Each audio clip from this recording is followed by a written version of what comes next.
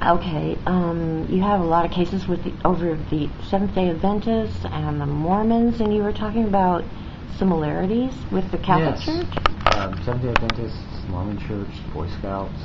We've done cases involving public and private schools, athletic leagues, any place where kids hang out, any place where relationships of trust are being built with children. It's where child abuse happens. And the interesting dynamic, and I think the piece the public needs to get here, is that these institutions, there's a twofold truth here. One, they almost always react to preserve their good name, to protect their self-interest. They almost always the instinctive response: protect the institution. And not the I don't think child. that's unique to the Catholic Church. I think that happens in a lot of different institutions. The second thing that I would say, and this is something I've thought about a lot, most of these institutions are good institutions. Yeah. You know, they are institutions that we should want to improve, not want to throw out. I have always had a healthy respect for the best of the Catholic Church, the Boy Scouts, the Mormon Church, the Adventist churches. These are all institutions that do a lot of good for society, and I think properly understood, civil litigation can be a change agent.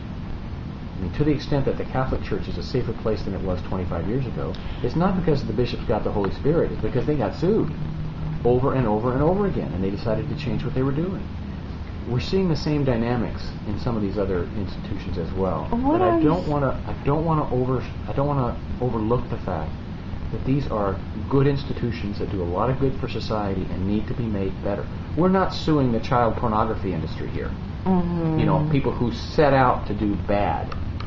We're suing people who set out to do good, and that's sometimes an issue. It's very much an issue in front of juries.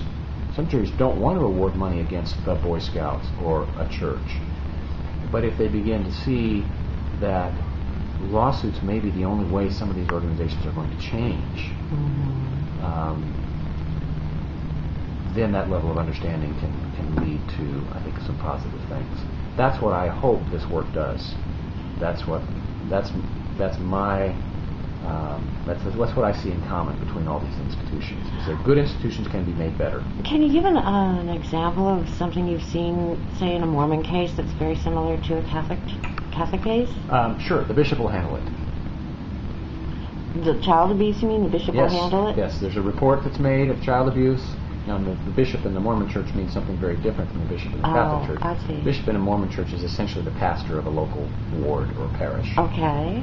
So a complaint comes in, and the family is told, I'm the bishop, I'll handle it. And the family says, great. They trust that that's going to be handled. Well, the same thing happens, of course, we know, unfortunately, it happened a lot in the Catholic Church. Allegation comes in about a priest.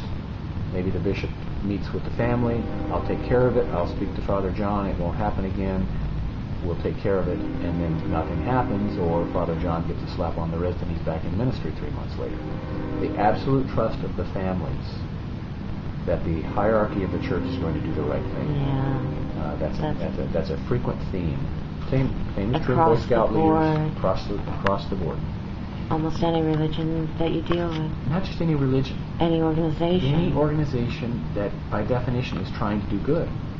And I think the reason I keep saying that is because I think there's a certain sense in which these organizations think that the ends justify the means. We are such a noble organization. The work we're doing is so important that we can't afford to have our good name smudged by a public accusation of child abuse. And so they think the means justify the ends. I'm sorry, the ends justify the means. That kind of institutional blindness, I think, is very, very dangerous. No institution, no matter how good it is exempt or immune from the cancer of child abuse, which is all the reason that they all have to be vigilant, look at their policies, put them in place, practice them, follow them, and when an allegation comes forward, do the right thing. The right thing and the smart thing is the same thing, which is to protect the child. It's the right thing to do for all the obvious moral reasons, it's the smart thing to do, because if you don't do that and you get sued, then you're not just sued for child abuse, you're sued for cover-up as well. Mm-hmm. And in these situations, it's almost never the mistake, it's almost always the cover-up that comes back to bite them in the rear end. So those are some of the similarities I see between all these institutions of trust. Well, what about secrecy in the other institutions? I see a lot of the same emphasis on secrecy / confidentiality. I call it secrecy. The institutions tend to call it confidentiality or privacy, where they want to handle things kind of behind the scenes. And so that's why we had such a hard time getting documents released from the Catholic Church all over the country. And bishops promise they'll do it, and they won't do it. There's something about a culture of power and a culture of secrecy that go hand in hand. And in my opinion, these organizations would do well. They would do the smart thing, and they would do the right thing if they would get the secrets out. Look, once the secrets come out, then healing can happen.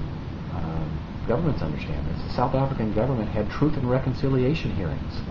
We're going to get the truth out.